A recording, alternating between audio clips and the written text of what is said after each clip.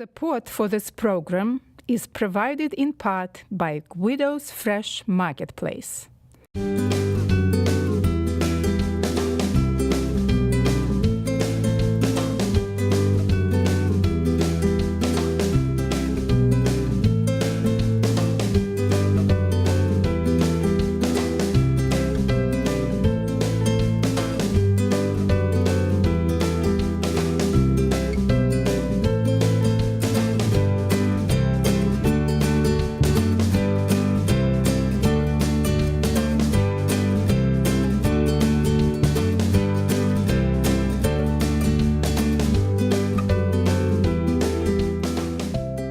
Today we're making two delicious dishes.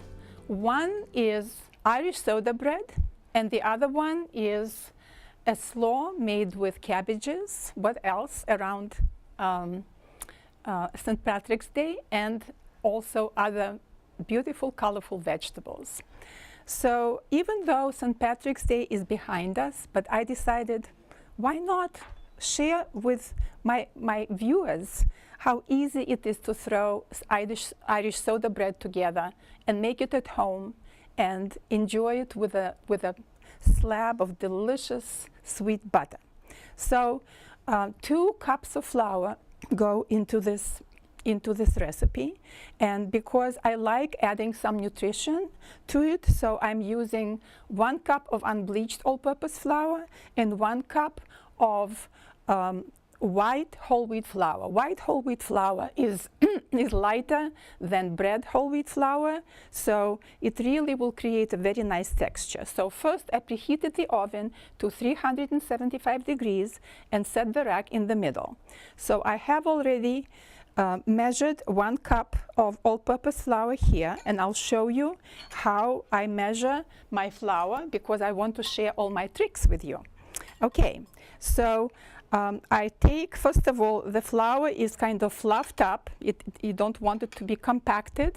And then you gently scoop it into your measuring cup so that it's not, patted in. Of course, my favorite way of measuring dry ingredients is by weighing them.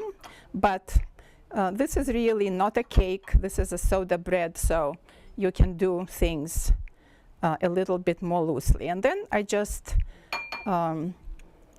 slide the spoon, and here I already have pre-measured 1.5 teaspoons of baking soda, baking powder, 3/4 teaspoon of baking soda, and also 1/2 teaspoon of salt. So I add those to my mix, and also 2 tablespoons of sugar. I use this kind of like demerara sugar. It will be also very nice to sprinkle on top because it will be crunchy and has some nice texture. And I also, in Irish tradition, I like adding caraway seeds. So I add 1 teaspoon of caraway seeds, and then I just mix it all up together so that it's nicely combined. And now I will take 3 tablespoons of butter that was pre-cut into cubes, and the butter is really cold. And it's important to keep your butter cold because that's what will create this, wonderful texture in your bread.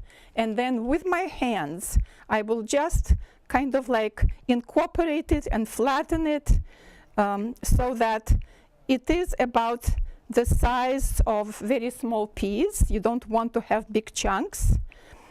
And sometimes what I even do is, after I incorporated it, I would stick this mixture into the freezer for a little bit so that my butter still is cold, and especially for people who have warm hands, because warm hands are not friends of pastry cooks, unfortunately, because when you're working with fat and you need it cold in a pastry, then you really want to have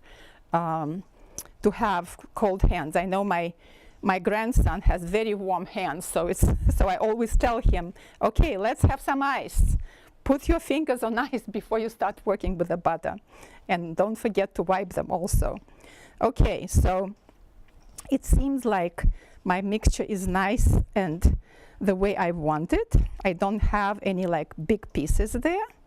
And then what I do is I make a well in the center. So it's important to have this nice bowl that is good size where you know that nothing is going to be spilling.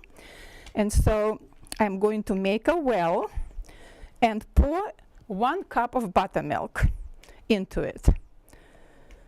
And another tool that I like using is this big fork, because you will see how I'm stirring and combining my wet ingredients with my dry ingredients. So I will just like go from the side and go into the middle and incorporate so that your dry ingredients get moistened, okay? So at this point, you know, it's already, you see how your flour is disappearing. You don't really see much dry stuff anymore. And at this point, I'm going to take currants. I like using currants. You can use raisins as well. And sometimes they are very dry. And when you take them out of the box and you see they are dry, my trick is I like putting them over, like in a little steamer basket over hot steaming water on a stove and cover them, and then they plump up again. So also another trick is that I like, I have this piece of paper towel, because then I drain them. I don't want that moisture in the dough. Okay, so I will take a little flour and coat them with a little flour so that they are distributed more evenly. And then I add them to my dough. And here I have also a very nice tool that I like using that will help me kind of scrape things from the bottom and distribute my currants in my dough. Okay, and you don't want to overmix it, but you can see already that you have like nice mixture that is formed like a nice little ball. Okay, so now I have buttered my skillet. This is like an 8-inch pan. You can use it also, you know, a cake pan for it. I like using my skillet here, and then I will take it and put it right here and flatten it a little bit, and it will not reach the sides of the pan, which is okay.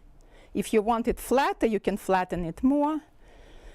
And at this point, I will take a little bit of buttermilk and that is left over here and pat it here, and then sprinkle like about a tablespoon of sugar over it, and it will be nice and crunchy. And then I stick it in the oven for about 40 minutes. Make sure that it comes out with that is baked through. We'll check it, and I'll let you know. And so there it goes. Okay, so let me wash my hands, because I don't have a sink here, and I'm going to be working with vegetables. I don't want my hands to be dirty. Okay, let's clean up our area to have everything nice and tidy. Okay, so now we go on to our slaw. And this is really a lovely recipe, and I came across a book at the library by Sarah Britton, Naturally Nourished, and all the recipes there are wonderful. And this is the kind of thing that I would throw together myself, but there were some new ideas that I glanced from there, and so I want to share it with you. So we are using purple cabbage, green cabbage, red pepper, carrots, kale, And then we are going to dress it. And another thing that is very interesting, because I love coconut so much and it's also so good for you, she toasts some coconut and throws it in as well with a slaw. And she also uses quinoa, which I'm not going to use today. But you are welcome to cook like half a cup of quinoa in under 1 cup of water, and then cool it and add it to your slaw. So let's start with shredding our cabbage. This is going to be like about 2 cups of thinly shredded cabbage. So I'm watching my coconut to make sure that it doesn't burn. All right, so thinly shred this. And purple cabbage is really a wonderful nutrient to add to your diet.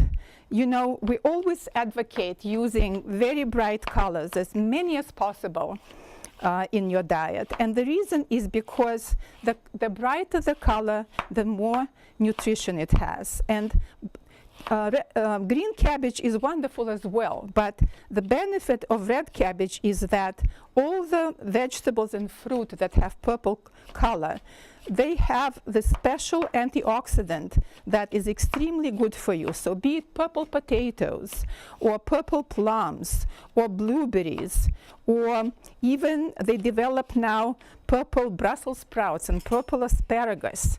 So feel free to include them as much as you can into your diet.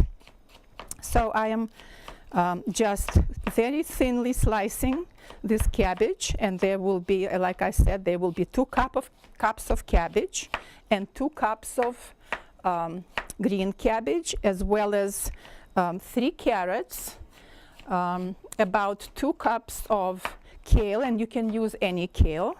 I'm going to use lacinato kale. So as you see, I'm using my favorite method of I'll be tossing the vegetables in a sheet pan, because it's much easier this way to dress them. Okay, so cabbage goes out. Okay, so as you can see, my coconut starts toasting, and it smells as well. The smell of toasted coconut is just so yummy. So make sure that after your coconut has toasted, that you do not leave it in the pan, because the pan is hot and it will continue cooking, and you don't want to overcook it. All right, so now let's take green cabbage, and let me do what I just instructed you to do. I am taking my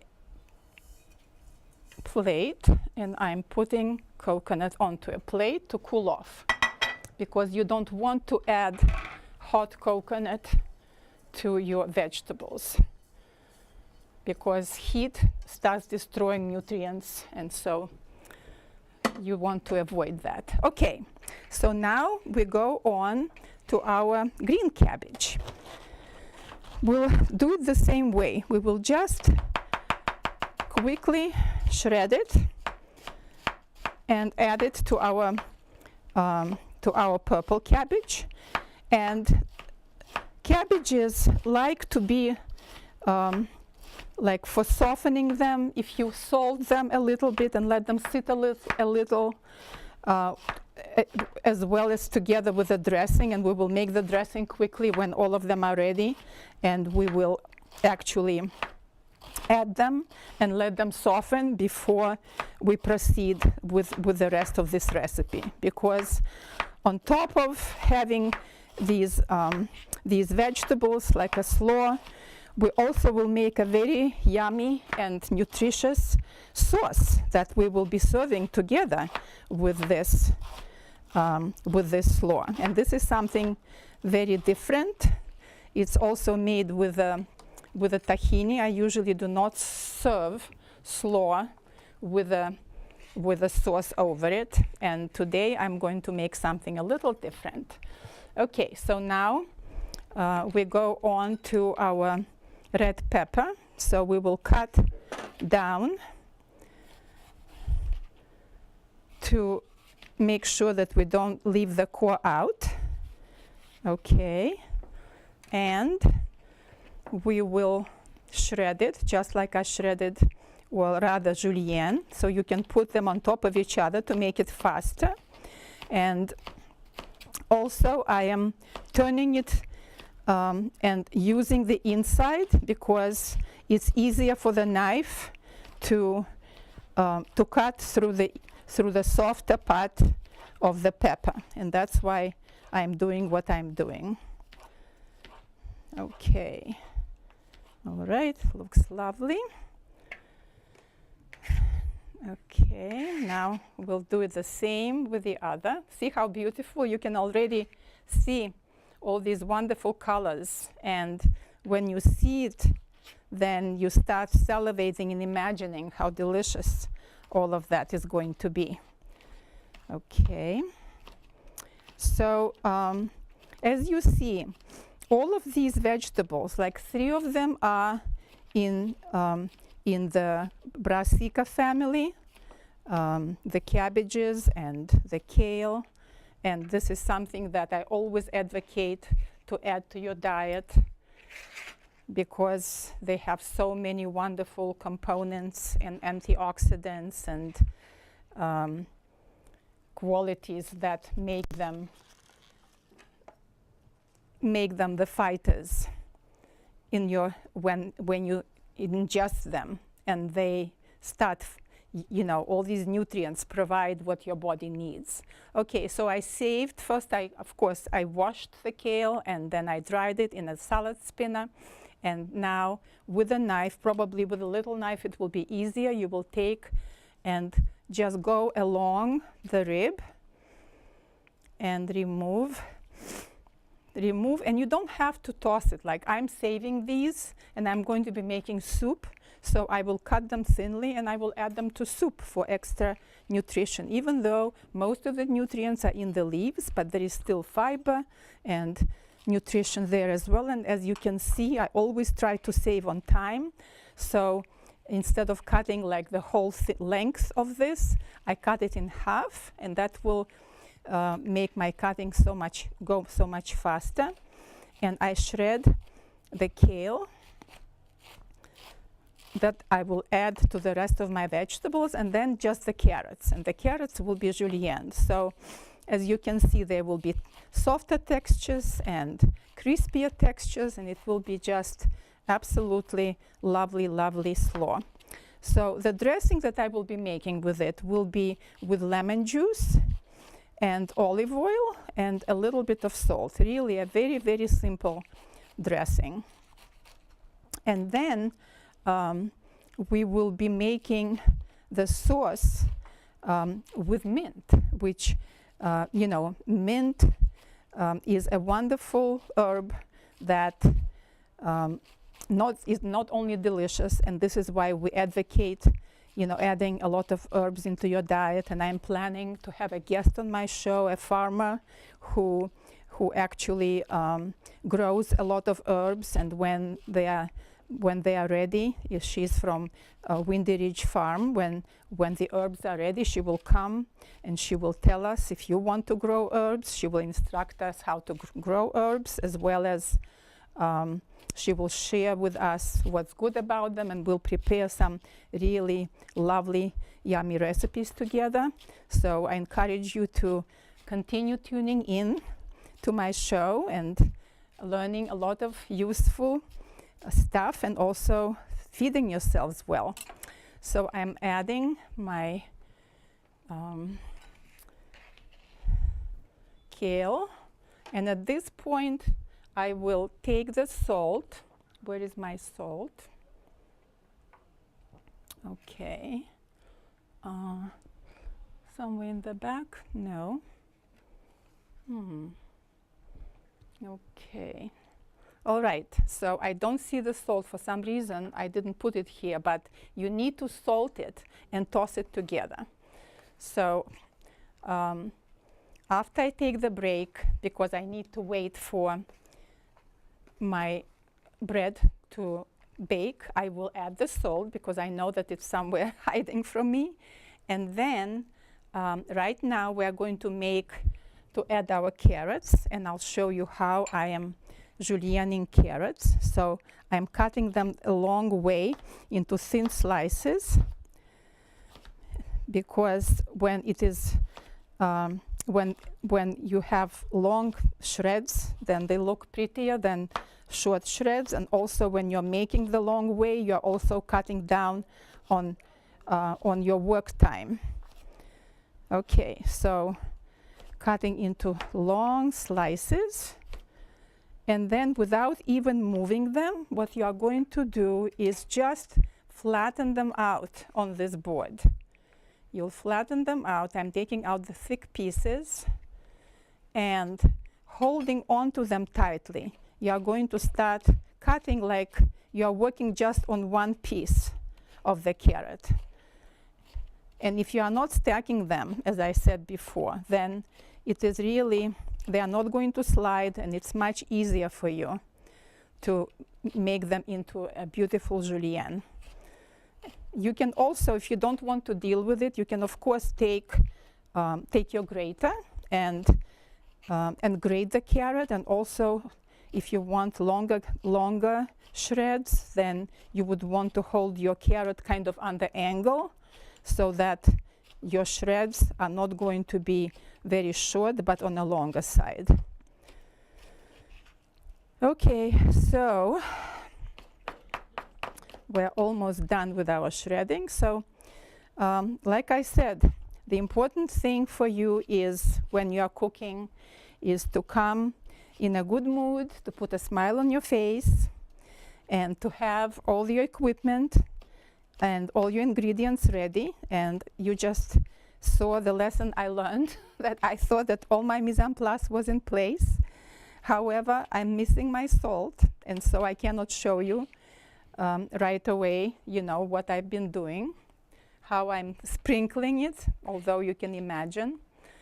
I've done it many times before. So now what I'm going to do is take 2 tablespoons of lemon juice and sprinkle the salt and pepper, and then add a little olive oil, whisk them together, and this is what is going to dress the salad. And so it's a good idea for the salad to sit and soften for about 10-15 minutes before you start adding the quinoa, if you use it, and also before you add your coconut.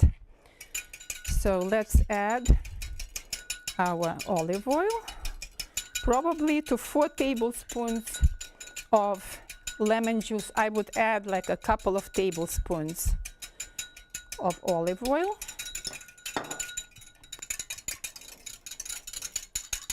And then pour it over, and then just toss it together.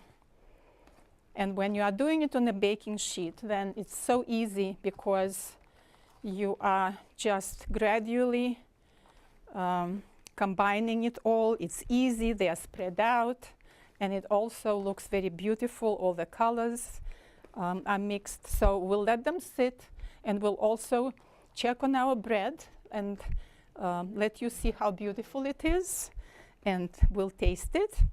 And so we'll see you in a bit. The soda bread is out of the oven. Make sure that you put it on a cooling rack to cool before you cut into it. And in the meantime, we are going to proceed with making the lovely sauce for our coleslaw. So for the coleslaw, we are going to use, for the sauce, we are going to use the blender. So we are going to put, first goes the water in the blender to make it easier for it to work. 3/4 cup water. This is 1/4 cup of lime juice. And as you know, when you buy limes, you want to make sure that they're heavy for their weight, that they are kind of on the softer side, and also roll them so that they will get more juice out of the lime. Then we are going to add a tablespoon of maple syrup. Also, we are going to have 1/2 cup of tahini. Okay, this is about 1/2 cup. And we'll taste it, of course. We'll add a pinch of salt, and then a cup, like packed cup of mint, as well as 2 tablespoons of extra virgin olive oil. And now we are going to process it. So it's going to be really smooth, like it will be sort of like cream texture.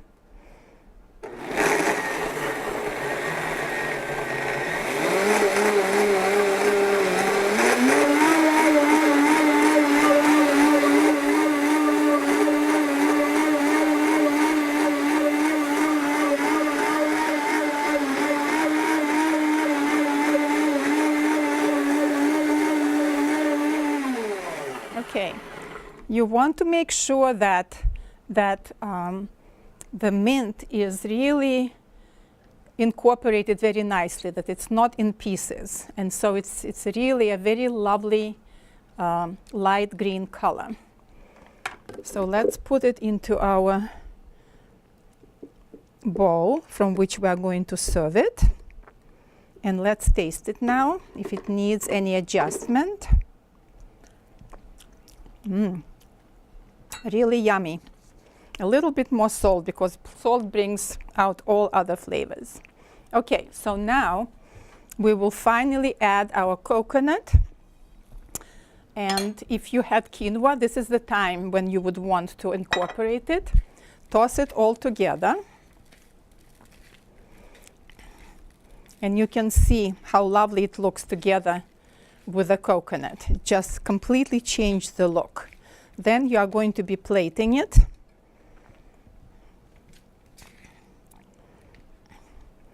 And then you are going to drizzle some of this sauce over it, and also serve more sauce at the table so that your guests or family or whoever you are serving it to can use it. Okay.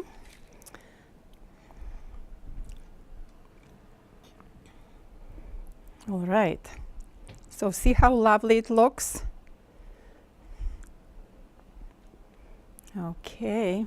So all we have to do now is see how it tastes. And we're already excited about it because it looks so beautiful.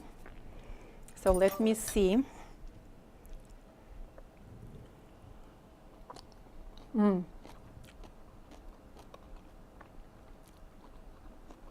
A very good salad. You will enjoy it together with the soda bread. So please watch my show, cook together with me, and come back for another episode.